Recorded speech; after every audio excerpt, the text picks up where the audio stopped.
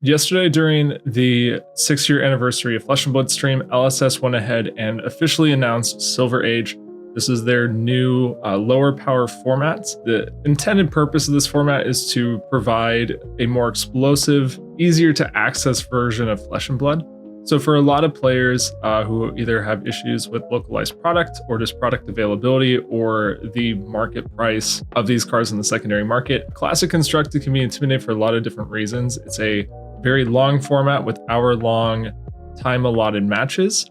You have 80 cards to work with, $1,000 mark for most meta decks. LSS's solution to this problem was to introduce a new format that is Silver Age. Really the only difference if you have been playing Project Blue is that there's just more cards added to the ban list for Silver Age. If you're a new player and you would like to learn how to play Flesh and Blood, there's a really good learn to play video, and I will go ahead and link that. I won't cover the basics of the rules, but I do understand that probably a lot of people are going to be watching this video maybe entirely new to Flesh and Blood in general. But to quickly break down the rules, we have a 55 card pool. This includes your equipment and your sideboard. It's flexed around. This is very similar to Blitz. You will have to present 40 cards though in your main deck. Obviously, this is not including equipment and weapons, things like that. You only get 2 copies for a play set in your deck, and then it's a very short 35-minute round. Although if you do play this format, the games are much shorter than 35 minutes. Everything in the format needs to be a basic, common, or rare card. It works like Pauper and Magic, where if a card was, let's say Majestic, and then it was later downshifted to rare in another printing, you can play that version of the card. So it just needs to have had some rules print at that point. And this does extend to heroes. So if you were looking to play Blaze in this format, unfortunately, unless if they print a new version of her that is downshifted in rarity, you will not get to play her until then. But I wanted to kind of give thoughts on what I expect the metagame to look like.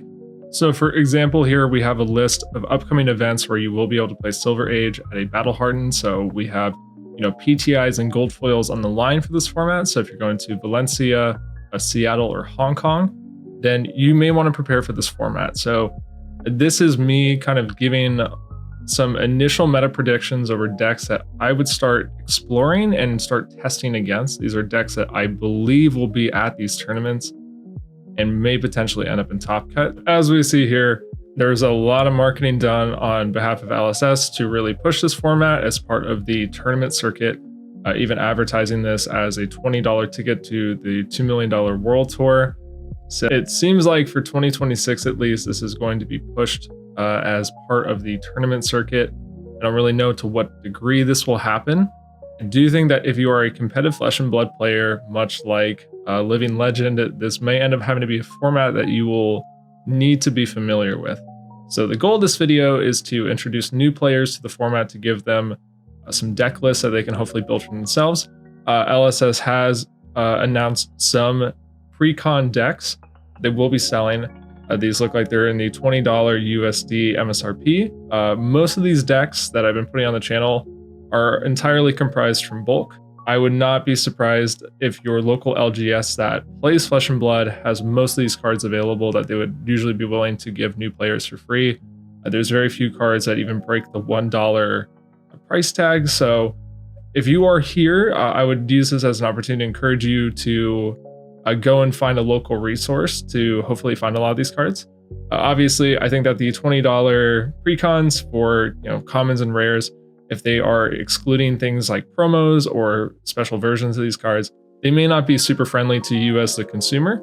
I do think that these will be very helpful though for people in regions that have not gotten access to older products, or who are just going into the LGS and wanting to grab a deck and play in like the Silver Age Armory. Use this as a resource to go find the cards and build these decks for yourself. So you're not paying for the pre-con, slightly upcharged version that LSS would sell you.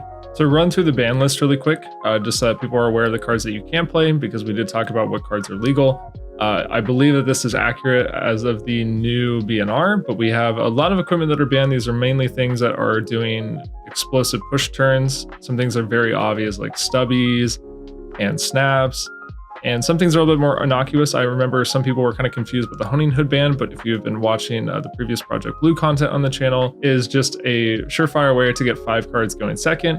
And in a format with 20 health and very little armor, Just getting a 5-card hand when you go second is incredibly pushed. So you can see where a lot of this design is going, trying to get rid of some of these offensive overlaps.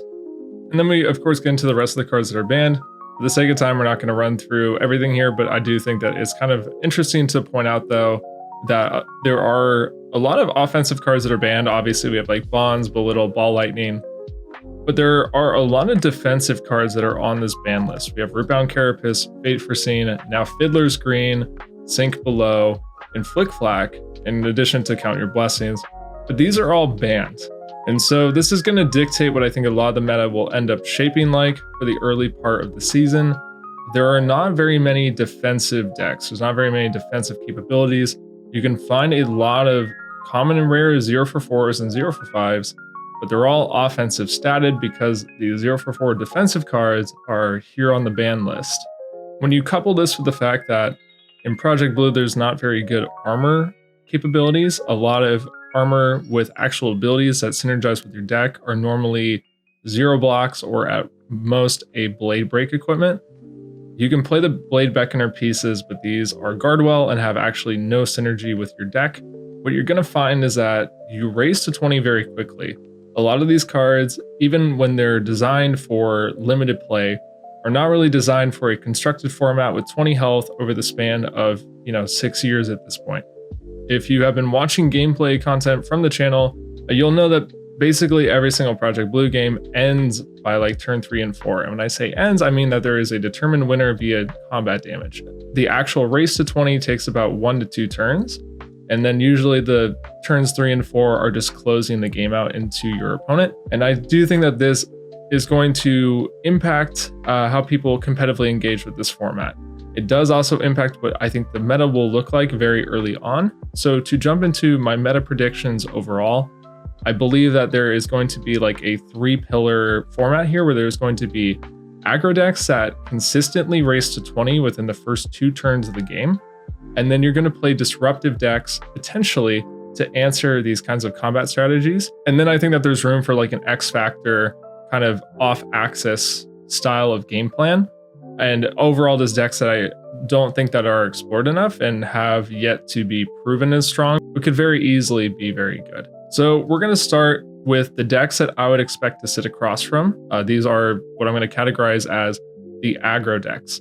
The decks that will basically present lethal immediately by turn 2 and will usually kill you by turn 3 if you do not have an answer or you are not also playing the aggro deck that is racing them and you win the race. These are not solved lists. These are lists that I put on the channel at previous points and workshopped a bit with. If you sit across from a Briar, there's a good chance that over time this is going to get more refined. I just needed an example deck list for the video. This is something that may be similar to what you would sit across from if you were to go to one of these battle harns and play against a Briar opponent. This could age poorly, could age perfectly fine. We'll have to see. All these lists will be available in the description. When we look at like a potential example Briar list, we mainly see that you would probably end up running defensive equipment now that NIMBY is banned. With the NIMBY ban, you will not be playing the Nimblism payoff equipment probably, and you'll probably just opt for the ability to get 6 extra life, so that way you can just say no blocks for 2 turns and throw everything at your opponent. I would expect that the decks will probably end up being entirely redline because everything in this deck is above rate, and there's basically no reason outside of ice to be, pitching to play cards. You are working with your non-attack ratio to basically play 2 non-attacks, make a lightning embodiment, which is a very big power difference compared to Aurora, where Aurora you will have to pitch an entire card to make the embodiment. In this deck, you can do it without having to pitch at all, so you can play 2 non-attacks, play a Snatch with Go again, and just keep on going. You have Blossom of Spring if you're to play like into Icelander and you just like within 2 turns want to kill her, and then on your second turn you start your turn by popping the Blossom, so that way you just float the resource before they can give you a Frostbite. So like you kind of get the idea of where this deck is going. You can substitute in some blues in your inventory. Something else I've noticed about this format is that sideboarding is actually usually not actually beneficial for you as the aggro deck. Your main board should basically be geared to the best 40 that presents 20 the fastest. And a lot of times there's not actually like a tech card in your sideboard that's really worth including. It's a very linear format with very few interaction points. The only exception here is that for some of the aggro decks, I think you can just freely side in blues into some of the ice heroes. just to get a little bit more equity playing into like a slower game plan. Moving on from Briar, we have Fi. This is another example deck list. You could probably play against different versions of Fi, some that might be leaning more into the Draconic payoffs, kind of similar to Syndra, or maybe playing more, head jab style decks that are less reliant on, building fealty or anything like that. I kind of went with like a blend of the two just for the example here. This is very similar to Briar, but with more blue, so I think it'll end up being more resilient to things like Icelander. This just involves you just attacking out every single turn, converting a blue into an Emberblade Swing, and then buying back a Phoenix Flame. This deck pressures very fast, but it still has 3 block capabilities, and you actually have Tiger package in your armor, so you actually have very good armor with a very explosive payoff. You're going to be getting back a lot of value from your equipment, and you do get access to really powerful enders like Lava Burst or Art of the Dragon Fire, and even Breaking Point if you're going second, for example. Most decks will not be arsenaling, so it kind of depends on the matchup, and based on your turn order, you could end up cutting a card like that. And then the final portion of aggro decks that I think will be very popular in this format are going to be aggro rangers. The rangers have very good on hits when you get all the way up to commons and rares, mainly with the lace card. So the fact that you get access to playing something like Infecting Shot, but also with like Lace of Bloodrot and Lace of Frailty tacked on top of it, you race numbers really quickly, but you're presenting some like mild disruption, or you're presenting a lot of implied value based on the on hits. So for example, in a 20 health format, Lace with Bloodrot is a 0 for 5 if it connects, which is very powerful. People cannot block in this format, and you are going to be racing very quickly with these decks. We lost Toning Hood. For example, in Azalea, you could play Wayfinder's Crest. The reason to play Azalea over the other example here, which is going to be Riptide, is that you get a little bit more pitch out of Azalea. You have some more card draw with Death Dealer, and you get to play into like slightly more defensive decks. You get to push like the Dominate effect. But I do think that either one works, and that I could actually see in an aggro sort of meta, Riptide may actually end up being better because you're able to play some of the traps that interact with the aggro deck. So this could be like a weird flex in between being both an aggro race deck, but then also being like a meta answer to this kind of format. The Riptide deck is very similar, but you're just playing basically all Blade Beckoners, but you are entirely red lines, so you're able to play your Bracers of Belief. You could actually end up siding in the Blossom of Spring, which we have down the sideboard, very similar, right? Same game plan where when you play against something like Icelander, because I do think that she will exist in that like tier 2 of like disruptive decks to the aggro decks. You can just do something as simple as when you start your turn and you have 5 cards and she has almost no health and like basically no blocking armor, you can just pop your Blossom before she ever gets a priority window. So even if she plays her ice card from Arsenal, you have the resource to play your pitchless hand. You want to do this instead of playing a card and then having to pitch a whole card to activate your Blossom of Spring that doesn't actually do anything for you. So that's just kind of like a 1-card sideboard for that particular matchup. Oldhim can give Frostbites and interacts in a different way, but this is just, once again, very similar to Briar, playing everything at face and not pitching. You're starting to see a pattern in how these very powerful explosive decks play in this format. There's 20 health, and you can't really block with your armor. So decks that can just convert everything offensively in the first 2 turns are incredibly advantaged in a format like this. You don't really have the time to set up. I think that a lot of decks will potentially end up being kind of viable in Project Blue, or will get results, because if anything can race to 20, you can win this format. There is a world where the Briar draws 4 non-attacks, or the Riptide draws 4 pumps, and if you are playing Dio in this format and you just rip boom grenades off the top and hit your opponent for 20, you will win the game. So I do think that a lot of decks will like potentially spike tournaments. This is a very spiky format. I don't think that this is like the same kind of slow, methodical game planning as something like CC. I think that anyone can win a game in Project Blue or Silver Age. I think that a lot of decks may end up kind of like throwing some of the data off, but I think that like what I've shown so far is probably what I would expect as aggro decks that over, let's say, 7 rounds plus a top cut will consistently kill their opponent by turn 2 and 3. And so that's kind of why I placed them in here. So when we start here, the second question is, how do you answer this if this is the meta? And that is kind of left to be determined. But I do think that the Ice Heroes are a good entry point into trying to find an answer for this kind of game plan. So we can start with Icelander, which I believe that they showed on stream. This is my own personal version of the deck. we are playing a lot of disruptive cards to try to slow down the game pace. You have something, for example, like Aether Ice Vein, where if you fuse this and then put the ice card in your arsenal, you can synergize it in two different ways. You'll rip a card from your opponent with the effect connecting and them having to usually discard a card. Let's say if we're playing into that Redline Briar deck. And then with Icelander's ability, if we put a blue ice card that we fuse this way into our arsenal and then play it during our opponent's turn, let's say if they open up their turn with like a Ravenous Rabble and they have 2 more cards left in hand, and then we play the blue ice card from our arsenal and give them a Frostbite, they would have to pitch a whole other card to play their second card. So when Icelander is working well, she can often strip 2 cards per cycle, so your opponent is really only able to play like 2 cards per turn. The thing that concerns me about her in this format, of course, is that she only has 18 health, and you can sub in some things like Ironhide or potentially Blade Beckoners. You could very easily play those. Overall, she doesn't have that much defensive capability, and she is losing the ability to play things like D-Reacts. So the problem is that if the Briar just runs hot in the first 2 turns, you will just get run over, especially if they're playing something like Blossom Spring and they're able to negate one of your Frostbites and be able to play a whole extra card from their hand at you offensively. It's going to be very difficult. However, I do think that this is a good place to start if you want to kind of pick something that's more of a metagame answer rather than just playing like the very obvious proven strategy of just playing aggro and going face. Additionally, we can look at something like Oldhim. Oldhim doesn't get to give Frostbites, but the disruption will come in the fact that you have the ability to ice react your opponent. So in a kind of similar way, you're able to trade 1 card from your hand for 1 card from your opponent's hand.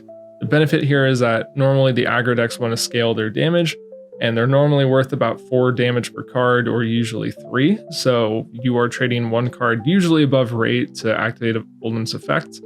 And with some of the new sets, including Mastery Pack Guardian and now Super Slam with the red boulder drop inclusion, you do actually have some pretty good disruption that you can send to the aggro decks. It also pushes a lot of damage.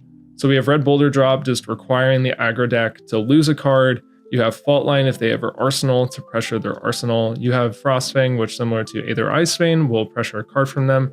You can even play Pummel to push these effects over and take an additional card. And then you just have a lot of defensive capability in addition to being able to Earth Activate on Oldhim. Playing Guardian now gives you access to some of the 4-block dedicated blocking cards. So you have like Crash and Bash or Testamite. These are just like easy ways to block 4 and then occasionally get an extra point of value if you win the clash on them. Down in the sideboard, we just have more ways to answer aggro in this format with Crush the Weak against like Fi and Arctic Incarceration against Fi and Briar. You can kind of find ways to get edges into these aggro decks while just chipping down their life total and playing this more attrition style game plan. However, once again, you do run the risk of if you ever trip on disruption, your opponent will basically explode you. So it's going to be a tight kind of balancing act, and you may end up actually having to play more disruption. So maybe there's not enough in the list I presented so far. A kind of unexpected disruptive deck might actually end up being KO because of the new cards from Super Slam, mainly specifically Strongest Survive coming in at red and blue. This kind of is a weird flex between an aggro deck and then an aggro disruptive deck because this is still playing very much like KO and CC, where you are just kind of throwing everything face. We do have 2 misses in the deck with a Test of Agility. I just wanted to try including some 4 blocks to be able to answer things like Snapped coming from Briar and Fi. It could be that maybe you just need to run no misses at all and just race them and never have the chance to break, but this is a very fast format and you only have 2 turns, so statistically I don't really know if you're going to be running the risk of discarding this, but we'll have to see. But you are playing that kind of, standard CC KO build where you're sending Buckwild into Bear Fangs, but you get a little bit of that like off-turn disruption where you can play something like Strongest Survive and try to slow down the game plan just a little bit. You do get some decent blocking armor, including a Temper 2 headpiece with Knucklehead. You will probably never actually activate this effect. You will just use it to get 3 life blocking instead of just like 2 with a Blade Beckoner. Additionally, in the sideboard, you can have some answers to slow decks, but cut down the size would be a perfectly suitable answer into aggro, requiring them to at least give you 1 card similar to Strongest Survive. And here's where we get into like the X factor, which are decks that I believe have shown good potential and may actually end up being good meta contenders, but I have not seen enough to be convinced of that yet. These are decks that can definitely push 20, but like what we talked about earlier, I believe that there is a barrier to entry on this format in terms of competitive viability, because I think that you need to be a deck that can consistently push 20 in the first 2 turns. Like I said, over the course of 8 rounds, if you're going to be playing this at one of the upcoming Battle Hardens, if you are playing a deck that is trying to push damage, I think that it needs to be consistent in its ability to race. These are decks that have felt very explosive, but I am not sure if they are consistent enough to be doing this at a long tournament. But these are decks that I would like to test more, and I've put on the channel and been very impressed with what they're capable of doing. The first one is Vinset. This is a deck that is able to sculpt these multi-rune gate turns. You can go ahead and watch the video. We're able to triple rune gate someone, I believe, as early as turn 2 and 3. So you can explode people, which is always the nature of a 20 health format with almost no blocking equipment. But I think that this is a deck that's pretty interesting. It presents some interaction, specifically with Mauvrion Skies. You're able to race very quickly, and it can kind of play like a more tempo-based game plan where you're able to block with a couple cards and sort of like sculpt this kind of like mid-range cycling kind of thing. The thing I'm worried about is I think that if a Briar deck is just saying no blocks and sending all 4s at you, I don't actually know how consistently it will be able to play this kind of engine. And then we get into the board state decks. The board state decks, I believe, are X factor because board states inherently are very strong in Fab, but they're usually gated by the fact that if you are racing and ignoring the allies, that you can normally get overwhelmed very quickly. However, Gravy gets access to 6 copies of Tipple in this format, and I think it's actually like very powerful because it's able to play most of its CC hands here. And so this was a list, I think one of the first Project Blue lists up on the channel. This is actually the only Project Blue or Silver Age deck that I have in paper, and I solitaire this a lot when I'm bored and just sitting at my desk. It's a very fun deck to play. And it does the CC thing where you're able to do stuff like Tipple, Swell, Sloop, send Rigor Mortis at the end of your turn. And you can play aggro numbers very easily while establishing allies. And if your opponent ever trips on a turn, you'll have a board state available. And if your opponent wants to answer the board state, you're also getting implied value. This is something that will need to be explored more, and you're going to need to figure out if this is actually like good enough to hang with like the aggro decks of the format. Similar to Gravy for the exact same reasons, I think that Dromai is also potentially worth exploring in this format. You get the power of her like she was in CC, where you can build a board state, block with 3 cards, play a red with Go Again, and then swing all of your dragons. She's able to convert. She's able to like amass a board state a lot better than Gravy. I think that the benefit of Gravy is that your damage in deck is a lot better. Dromai needs to kind of scale up a board state over multiple turns. Gravy can just immediately put Rigor Mortis and send 6. So I think that he kind of gets a bit of an edge, in my opinion, just getting access to things like Bark, Swell, extra, or draw off of gold. I think Dromai is better as a slower deck, but we'll have to see. But she can definitely race as well. Dromai was also played as a red line aggro deck, so it's very possible that you could play her that way as well. You have access to cards like Essence of Ancestry Body and Sand Cover. These are good defensive cards that will help you like mitigate some of the damage of the aggro decks if you need to live long enough to build out your board state to kill them. And then finally, like another unexplored deck, in my opinion, are going to be the Warriors. I've seen a lot of talk about the Warriors, and I think that they're definitely pretty interesting. You could look at something like Dawnblade Dory as a way to pressure Dawnblade counters into aggro decks that cannot afford to block you in the first couple turns. And then you also get a lot of block 3s in this deck. So you are able to usually live a little bit longer than some other decks. Usually you can extend the game to like turns 4 and 5. And if you're blocking 2 and just going like Red Warriors, Valor, send Dawnblade, resend it, get a counter, you can actually race aggro pretty quickly. My main concern with Warrior is that there's actually no inherent disruption, and there's no really good defensive capabilities. Their armor is actually not that good when you compare it to most other decks. In CC, they're characterized as a class that has access to a very good equipment suite because you're looking at things like Dynamos and the dual-handed Warriors, in addition to Grains and Brave Forge and Crown of Providence. But in Project Blue, you're just stuck with Battle-Worn 1 equipment. So they don't really have like the same kind of insulation against aggro that you would get in like CC or Blitz with legendary equipments. On the flip side, you would have Kasai, which is playing that dual-handed warrior game plan, doing kind of a similar thing to Dory, but pressuring less into aggro and more trying to play efficient 2-card hands. Her numbers turn to turn will be better than Dory. Question that you need to ask is if doing efficient 2-card hands in a format where Briar is going to be sending 16 every single turn, is that actually what you should be doing in the format? And it could be very true. Maybe this ends up being an effective way to play the format. I definitely think that if the format ever slows down, things like Dual-Handed Warrior will actually be very good. I have actually had success with this deck, and I know other people have as well, so I wanted to include it. But there is something to be said about the fact that the Warrior decks, to me, feel a little bit unproven right now because we need to see if they can actually withstand the aggro output of things like Fi and Briar and Ranger, if they're able to actually withstand the aggression of those decks while still being able to play their game plan of usually keeping like 2 cards and sending, Saber, go again, Saber. And so that's why they're like in the X factor for me. Overall, those are my initial thoughts on the format. There are a lot of decks in this format. There are a ton of heroes that you can play. I think that a lot more heroes are playable than I'm letting on.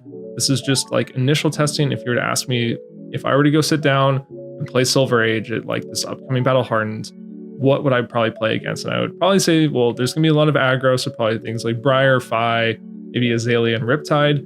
You might play against some disruptive decks like the Ice Heroes, Ultimate Icelander. You might play against something that you may not expect, maybe like a KO, a Vinset, maybe a board state hero or a warrior. There's, of course, you can keep on going down the list. And I think that especially for these first few events, people are going to be playing a lot of different decks. I don't think things are going to be solved or homogenized very quickly. And I think that if you have a hero that you really like, that you feel passionate about, or that you feel you can win an event with, I think that if you just tailor the deck to play to the win con of Silver Age, which is being aggressive or stopping your opponent's aggression, then I think you can succeed in the format. So this is not an end-all be-all, and this isn't even considered like a tier list. This is just what I expect to be doing well at the start of this format, because this is what has been doing well on Project Blue so far. So overall, these are just my thoughts. If you have your own, let me know in the comments. I hope this was helpful in getting you started in practicing and learning the format. Until next time, thank you for watching.